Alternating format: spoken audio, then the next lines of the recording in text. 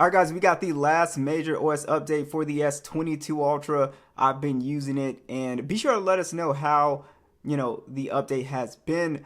And Android 16 One UI 8, very excited to cover this for you guys.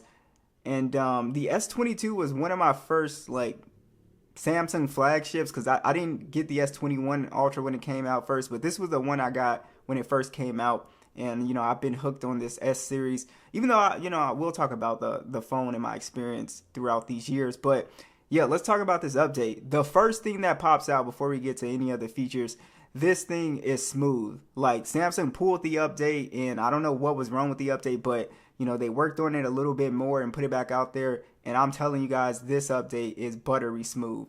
It makes the S22 Ultra, like, animation wise, like a lot of just small little animation glitches. Not that One UI 7 was laggy by any means, but yeah, it is really smooth when it comes to animations. They've really ironed out everything with the S22. So I'm gonna put it through another major speed test against the S25 Ultra and kind of stress it and see if we have some of those animation delay problems. But man, just using it as a regular phone, buttery smooth now. Animations are extremely consistent now. So I was really happy with that. And let's just hop into the features real quick. This is not a very featured packed update. We'll see more things with 8.5. But you will not be getting Android 17 and One UI 9 and all that stuff. So, kind of sad, but again, it's going out on a pretty good update, I think, in my opinion. I haven't noticed any battery issues or anything like that. So again, feature-wise, we can swipe down with our camera controls, which is something that I really like considering how wide the phone is. So if you want to change modes, works in video too. So that's really nice. We also do have our updated lock screen clock, which is not really all that exciting because it didn't get the full animation. It swoops down like that now, but the full animation, like we'll see on the S24 and 25, where it actually kind of moves. But if we move it, you can see it kind of shifting and moving the clock, which is pretty cool. So it's something that I really like this clock. But yeah, we didn't get the full animation. We also have improved multitasking. So let's put YouTube Music right here. Let's put settings right here, and then we pull it up now, and we can just bounce between them. So we get more of a full screen experience like this, and then boom, we can just play like that. Multitasking has always been really good on Android, and especially with One UI, so it's now even better. So that's always nice to see them constantly improving. And we do have a few more little features as well. So we go into settings just to show you guys the Galaxy AI. Nothing, from my understanding, has been added on here. So it's gonna end off with what it has now, unless they introduce something with 8.5. And change wallpapers. We come in here. We now have our suggested images. It will crop out images from your gallery and kind of crop them out for a wallpaper. Dynamic wallpapers are here, so it'll change the color based on the time of day. So that's really nice. We have the improved weather app on here as well. So we get those nice updated animations. We do have an updated quick share in the gallery, and also new little menu design here. So you will notice that. And let's go ahead and just highlight some stuff real quick. Highlight some stuff, click share. So now you can see it looks a lot better. It's a lot more organized and a lot cleaner looking. So that's really nice. And yeah, that is basically the core of the updates. We have a few little other things in Samsung Notes and just a few little small things, but essentially that's all the features that most people would care about for the most part. But I would say the best thing about the update is, again, the improved animations. The animations are better. I thought One UI 7, it really brought some really nice smooth animations, but this is really clean. So I'm just curious to see if anybody else is having that experience where you notice just everything is really smooth. Because doing this right here, this is a lot smoother. The animations and everything, scrolling over to that Google page is a lot smoother. So I'm really liking the update. Let's just talk about the S22 Ultra. It's a lot cheaper now. This phone used to hold at like 400, but now you can find this phone like below 300 depending on the model and stuff like that. But yeah, it's a pretty cheap, or not cheap, but it's a cheaper flagship that still has a lot of life left in it. And talking about the hardware throughout the years, it looks great. The matte finish on here, the camera design, I do like the overall camera design even more than the newer S25 Ultra. I do like the thinner camera rings, and yeah, it's not the most comfortable phone in the world. So this is the phone where, when I went from when you use the S21 Ultra, or you use any other phone that's not a candy bar shaped phone like this, that's really kind of sharp on the edges. It is, if you have smaller hands, it's wide, so it can be a bit much, holding this phone. And the pen on here is really nice. It's a Bluetooth S Pen, so you could do digital artwork. You could also, one thing that I really liked is you can take pictures from a distance. So you could just, if you're a content creator and you're using this phone, you just hit the button, you take your videos and photos from a distance. You don't have to have anybody or set any timer or anything like that. So that's something that will always be a really nice feature. But yeah, IP68, dust and water resistant, I think still has a really nice, clean looking design here. S22 Ultra still has a fantastic panel. It's a 6.8 inch 1440p dynamic display. It's 120 Hz HDR10 plus and 1750 nits peak brightness. Of course, it's AMOLED, 1440p 500 with the Victus Plus, which has held up pretty well. I've never put a screen protector on here and it's held up. One thing you may or may not like about this phone, it does have a curved panel on here, and it's still decently bright outdoors. The colors are very vibrant, and they look really good, so I don't have any issues with the overall color on this screen.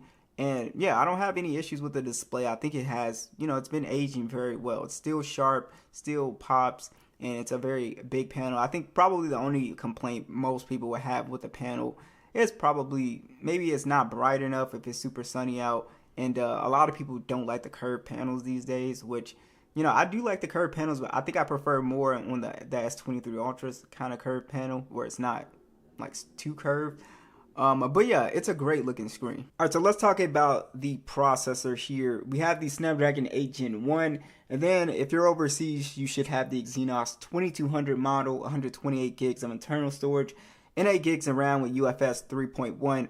I would say throughout the years, the S21 Ultra, for me as a lighter user that's not really gaming, is perfectly fine. I took this phone to Vegas with me, and with doing the CES thing, I didn't have an issue with performance. Just doing regular stuff on your phone, social media, video watching, and all that.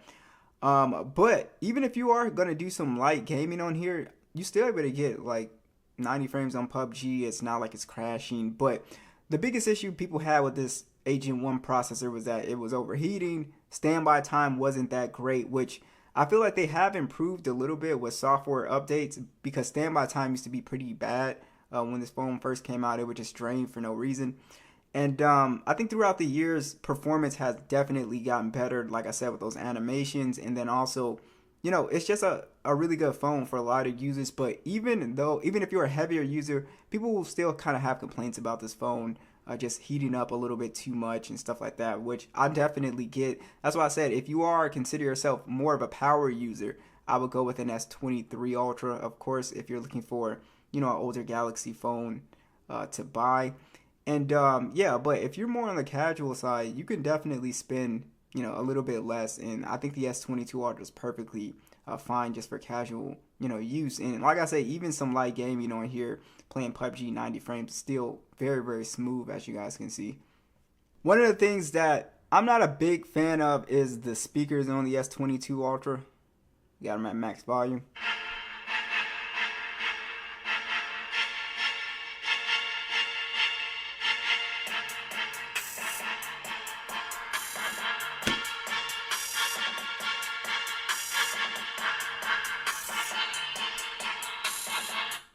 I think the speakers, while they sound okay, they just sound kind of flat. They just don't have a lot of bass, and yeah, that's kind of what you would notice compared to other speakers, especially just even at the time compared to iPhones and Pixels and stuff like that. They do sound kind of flat, and Samsung has, of course, fixed this with the S23 and 24 Ultra. And this just, again, out of the box, you can kind of tweak them to make them sound a little bit better, but the speakers are definitely, kind of a weak spot with this phone. The fingerprint scanner is very fast. It's an ultrasonic. I don't have an issue with it. Never had an issue with it. You can also use the face unlock as well too. The cool thing about the S22 Ultra is that we do have really good cameras, and what makes it stand out at this kind of cheaper price point now is definitely going to be the zoom quality is still pretty good at 10 times and even 30 times. Taking this to CES with me, the photos still look pretty solid as well too. I don't have a major issue with the photos at all. Dynamic range is still nice. Color still looks pretty good on here, even though it can kind of over exaggerate colors and kind of make them look a little like too vibrant and too kind of like popping a little bit. But I think the photos still look pretty great. Where you will see the age of this phone is definitely in low light photography. Definitely doesn't look all that great. The video also is just okay, especially you get it in low light, then it doesn't really look that great at all. But I mean, still photography still I think looks pretty solid, as you guys can see from the photos here. So I was pretty happy with the image quality on here. But like I said, the main thing with the S22 Ultra is definitely going to be like those exaggerated colors and the low light photography. But it's still a pretty good camera. So we have a 108 megapixel standard, 10 megapixel telephoto 3 times optical, 10 megapixel periscope telephoto 10 times optical. So we will get up to that, classic 100 times zoom. We also have a 12 megapixel ultra wide, 8K 24, and then we have a 40 megapixel selfie that shoots in 4K 60. And also like the selfie camera, like the skin tone will be kind of off. It always seems to kind of like make me look a little bit paler. So you can kind of like edit your photos or whatever, but that's just something I've always noticed. But besides that, I mean, it's a great camera. I don't really have an issue with it. Now, the battery life, I would say, is pretty good. I'm able to get 6 hours of screen on time when I was in CES. Standby time, like I said, has improved. I would say if you're a heavier user, you'll probably run into battery life issues, probably getting around 4 hours of screen on time. For people who are like playing games and running GPS all day and stuff like that, if you're doing more intense stuff on your phone, this phone, the battery life is just okay. It's not that great. You won't notice a significant battery upgrade with these Ultra phones until you get to like the S23, 24. That's when you'll notice. But even like I would say 21 and 22, and I think it's because of these processors, because the S20 Ultra didn't have like that issue. It had really good battery life regardless of what you were doing on your phone. But that's my opinion on battery life. It's good if you're a light user. It's not that great if you're a heavier user. 45 watt charging, which is, it's whatever, it's okay. And then you have your wireless and reverse wireless charging on here. So I think this is a fantastic phone. I see them all the time on eBay going for like $260 and stuff like that. So it's a pretty cheap phone these days. And be sure to let me know what you guys think. Are you guys thinking about upgrading your S22 Ultra? Be sure to let me know. I'll catch you guys in the next one.